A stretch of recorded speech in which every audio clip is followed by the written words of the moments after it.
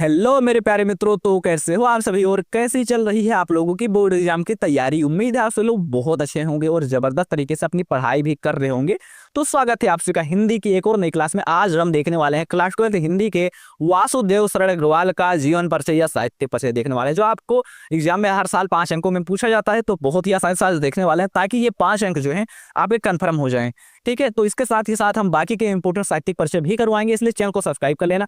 और चलिए शुरू करते हैं। और ये जो है मैंने बहुत अच्छे से डिजाइन किया है, कितने वर्ड में लिखना है इन सबको ध्यान में रखकर ये डिजाइन किया गया है। ठीक है, तो इसका जो है पीडीएफ आप निकलवा कर और फिर बाद में याद कर सकते हैं। लेकिन जो है इस क्लास में मैं ऐसी टिप के साथ बता दूंगा कि आपको याद करने की जरूरत पड़ेगी नहीं।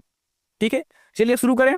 चलिए शुरू करते हैं। सबसे पहले आपको बताते हैं कितने अंकों में पूछा जाता है, कैसे लिखना है और कितने वर्ड में लिखना है। ठीक है, तो जो हमारा साहित्यिक परिचय पूछा जाता है ये 5 अंकों में पूछा जाता है। ठीक है, पहला क्वेश्चन जो आपका था कि कितने अंकों में पूछा था, भैया 5 अंकों में पूछा जाता है। और 3 अंक जो है आपको मिलते हैं साहित्यिक परिचय के और 2 अंक आपको मिलते हैं रचना के। अब 3 अंक मिलते हैं आपको साहित्यिक परिचय के। कुछ लोग मुझसे पूछते हैं कि भैया साहित्यिक परिचय लिखते हैं तो जीवन परिचय भी लिखना जरूरी? हाँ भैया जरूरी है।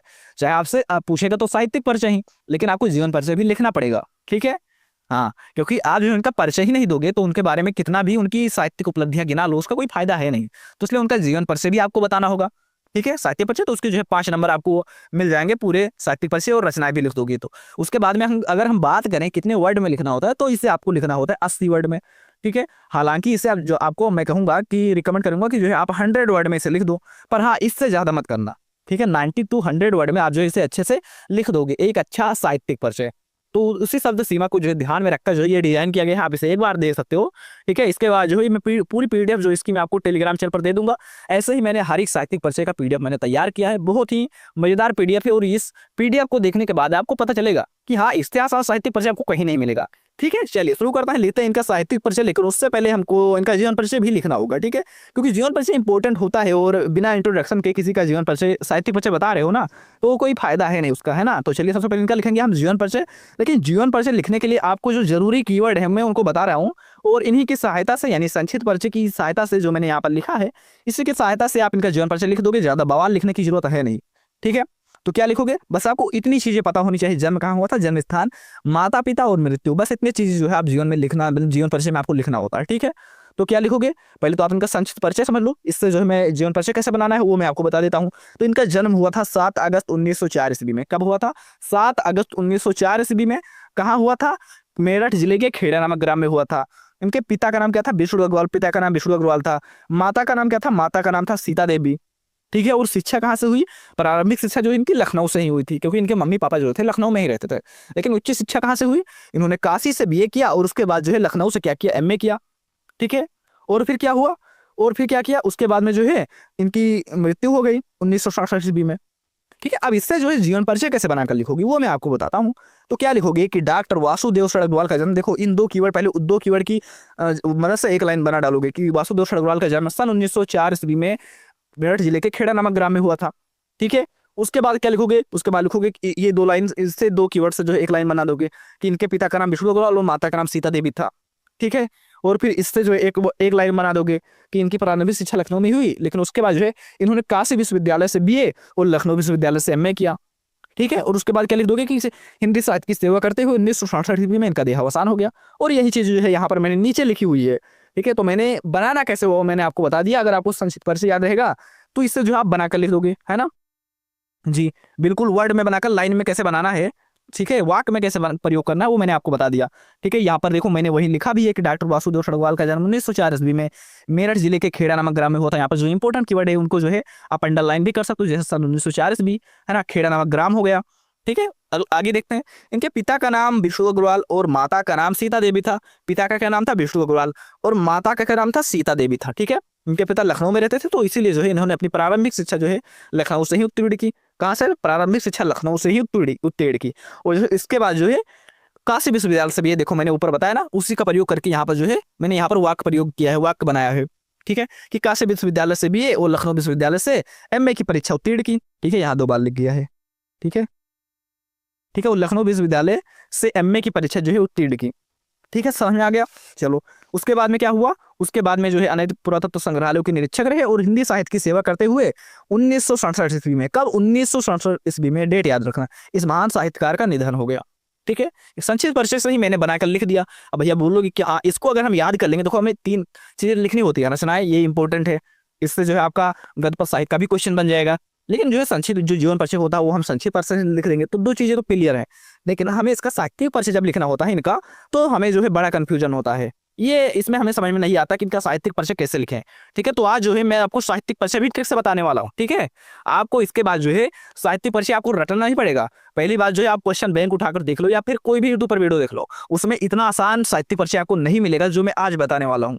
ठीक है, क्योंकि इसमें जो है आपको सबसे आसान वर्ड में देखो, ये पीडीएफ जो मैंने बनाया इसको 1 घंटे लगे हैं, लेकिन 1 घंटे सबसे ज्यादा 2 घंटे तो मुझे इसमें लग गए हैं 10 किताब पढ़ने में और उससे जो है एक साहित्यिक परिचय बनाने में। ये जो साहित्यिक परिचय यहाँ पर मैं दिखा रहा हूँ ना, ये मैंने 10 किताबों को पढ़कर उसके बाद लिखा है। ठीक है, और स्वयं लिखा है। 10 किताबों को पढ़कर सबसे आसान शब्दों को ढूंढकर उसके बाद ये मैंने लिखा है, और ये सबसे सटीक साहित्यिक परिचय है, इससे आसान नहीं मिलेगा भाई।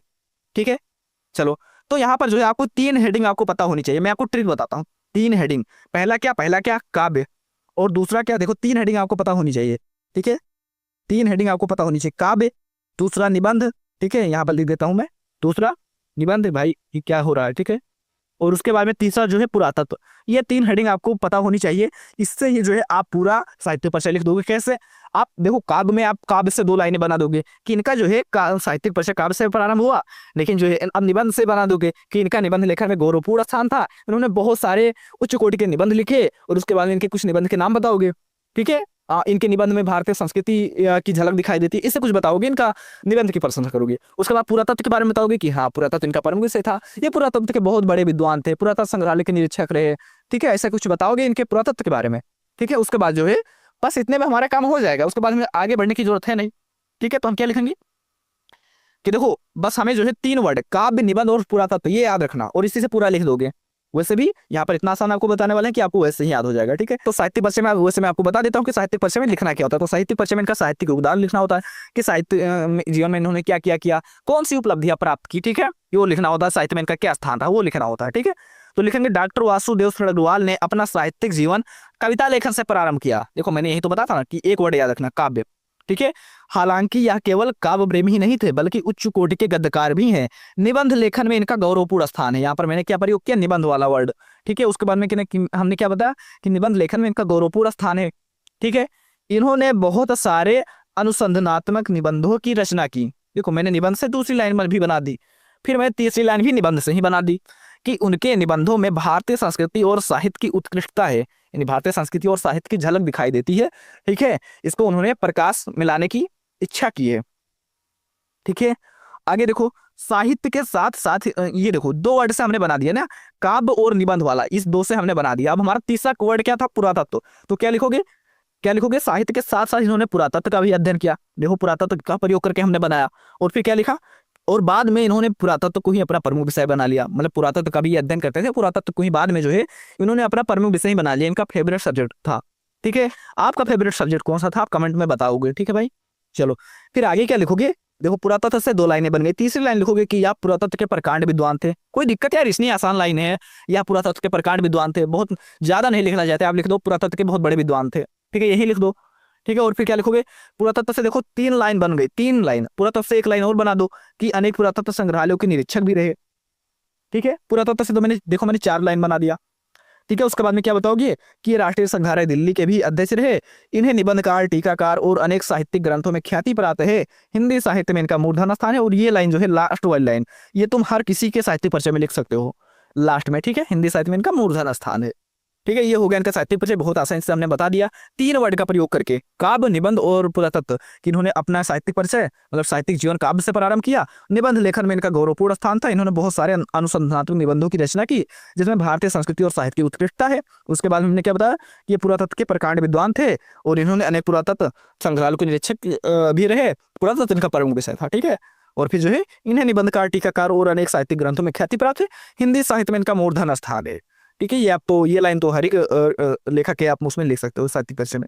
ठीक है, चलो उसके बाद आप रचनाएं लिखोगे। अब यहाँ पर देखो मैंने रचनाएं जो है हेडिंग वाइज यहाँ पर लिख दी है। पर जो है कुछ लोग मुझसे पूछते हैं भैया ऐसे लिखना होता है, कैसे लिखना होता है, कितनी रचनाएं लिखना होता है, तो मैं बताता हूँ अगर आपको इतना नहीं याद है तो आप जो है हेडिंग डालोगे रचनाएं, उसके बाद में 1 2 3 4 इस तरह करके 4 रचनाएं लिख दो, काम हो जाएगा।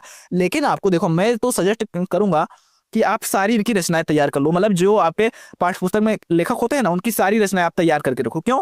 क्योंकि यहाँ से आपके गद्य और काव्य वाले क्वेश्चन एमसीक्यू वाले बनते हैं। ठीक है, तो इसलिए आपको तैयार करना जरूरी है सभी को।